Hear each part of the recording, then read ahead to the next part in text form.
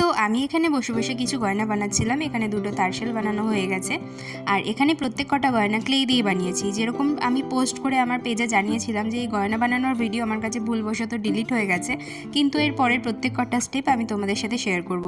এখানে তেরা বেঁকা যেগুলো দেখছো, ওখানে ক্লেগুলো অনেকটা শক্ত হয়ে গিয়েছিল, তার জন্য কোনো রকম একটা শেপ দিয়ে রেখে দিয়েছি, পরে ওগুলো ডিজাইন করব।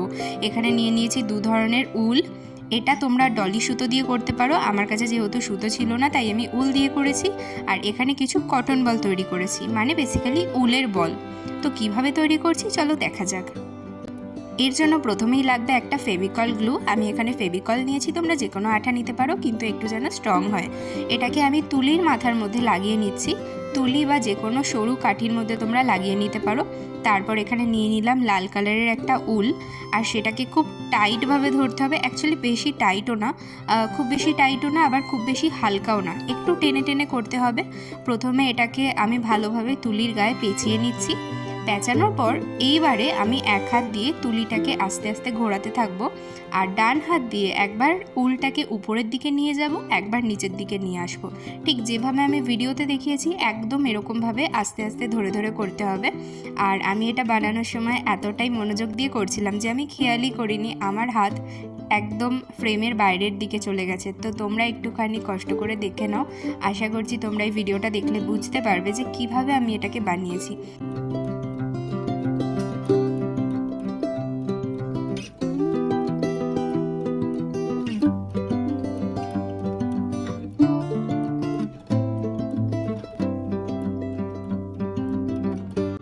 কটন বল বা উলের বলটা ঠিক কতটা বড় করতে চাও সেই অনুযায়ী তোমরা পেঁচিয়ে নেবে।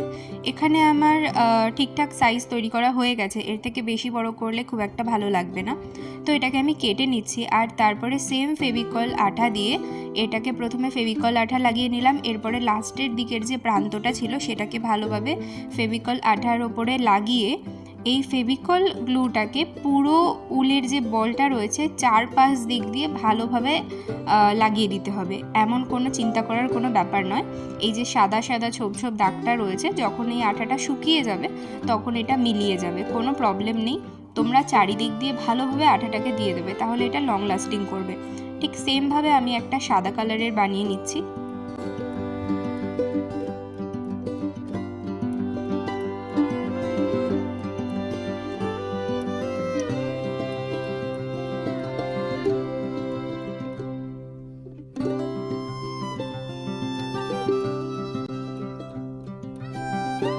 এখানে 3টে বল বানানো রেডি। এবার এটাকে আমি 10 মিনিটের জন্য একটুখানি শুকোতে দেব। এই যে দেখো, এখানে 3টে পুরো ভালোভাবে শুকিয়ে গেছে।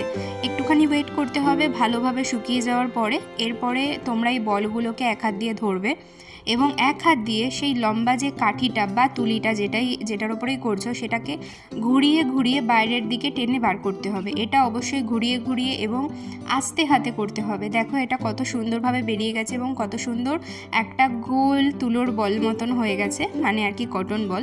তো এটাকে একদম ঘুরিয়ে ঘুরিয়ে আস্তে করে তুলিটাকে বার করতে হবে। যদি তোমরা তাড়াহুড়ো করো তাহলে এই বলটা কিন্তু খুলে যাবে। তারপরে তোমাদেরকে আবার কষ্ট করে বলগুলোকে তৈরি করতে হবে। তো একইভাবে আমি 3টে বলকে আগে বার করে নিচ্ছি।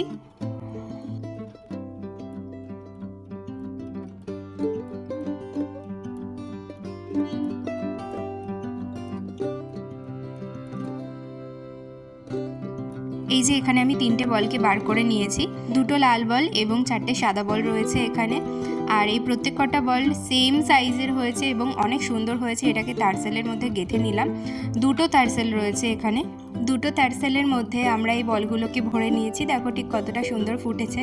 আমি তোমাদেরকে জাস্ট একটা আইডিয়া দেওয়ার জন্য মাঝখানে একটা ফুল রেখেছি আর দুপাশে 2টো তারসেল দিয়ে দিয়েছি, মানে অনেকটা এরকমভাবে হবে।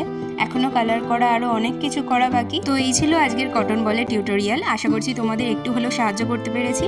কেমন লেগেছে আমাকে অবশ্যই জানিও, আশা করছি ভালো লেগেছে। তো দেখা হবে নেক্সট কোনো ভিডিওতে। টাটা।